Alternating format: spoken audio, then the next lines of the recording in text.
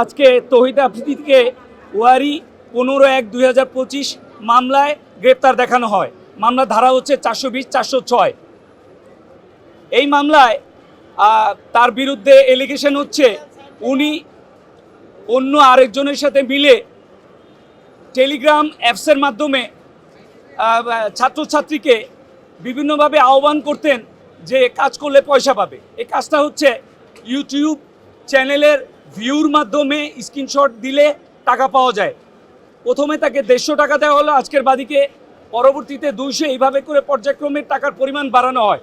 পরবর্তীতে তাকে বলা হয় যে বিকাশের মাধ্যমে একটা নাম্বার দেওয়া হয়, 5000 টাকা পেমেন্ট দিলে উনি আরও বেশি কাজ পাবে, এরপরে 2000, এরকম করে 2,35,000 টাকা বাদীর কাছ থেকে নেয়, কিন্তু কোনো রকম সুবিধা বাদী পায়নি।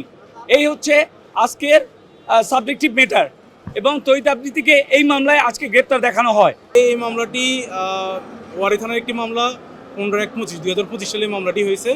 অজ্ঞাতনামা আসামি হিসেবে এই মামলাটি দায়ের করা হয়। পরবর্তীতে নিশাদুজ্জামান নিশাদ নামে এক ব্যক্তিকে অ্যারেস্ট করা হয়, তাকে অন্য একটি মামলাতে হয়, তখন এই মামলাতে সনদ দেখানো হয় এবং সে পরবর্তীতে জামিন নেয়। কিন্তু গত এবছরের 10/1/26 সালে তাকে আবার পুনরায় প্রাথমিক জিজ্ঞাসাবাদে আনা হয়।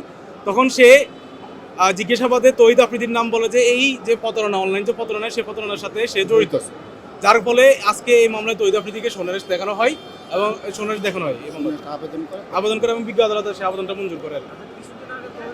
আসলে আজকে যখন বিজ্ঞ আদালতে আমাদের পক্ষ থেকে আমরা তো অ্যাপিয়ার হতে পারিনি, যা হোক আমাদেরকে সুযোগ দিয়েছিল, তখন আমরা বলছিলাম যে আজকে যে মামলাটি দায়ের করা হয় সেই মামলাটি বলা হচ্ছে যে অনলাইন ফ্রড, এবং অনলাইন ফ্রডের মাধ্যমে সেই টাকাটা আত্মসাৎ করে, আত্মসাতের পরিমাণ 2,35,000 টাকা। কিন্তু এই মামলাতে শুধু রাষ্ট্রপক্ষের একটি কথা বলে যে এই মামলাতে যে ফ্রডটা করা হয় সেখানে তৌহিদ আফ্রিদির ছবিটা শুধুমাত্র ইউজ করে। কিন্তু তৌহিদ আফ্রিদি আসলে এখানে জড়িত ছিল কি ছিল না সেটা কোনো সুস্পষ্ট ব্যাখ্যা দেয়নি। আমরা শুধু কোর্টকে একটু মাত্র শুধু নজর রাখতে বলছিলাম যে প্রথম যে আসামিটাকে গ্রেপ্তার করা হয় তাকে কখন গ্রেপ্তার করা হয়েছে, কখন জামিনে নিছে, পরবর্তী পুনরায় কখন তাকে আবার পুনরায় জিজ্ঞাসাবাদ করা হয়েছে, আবার আমাকে গ্রেপ্তার কখন দিয়েছে, এই সময়টুকু ব্যাখ্যা করে তারপর সোনার জেরা নেওয়া হয়। এর পরবর্তীতে এতটুকু করার পরে তার বিজ্ঞ আদালত তৌহিদ আফ্রিদিকে এই মামলায় গ্রেপ্তার দেখে এবং আবেদন করে গ্রেপ্তারটা মঞ্জুর করে।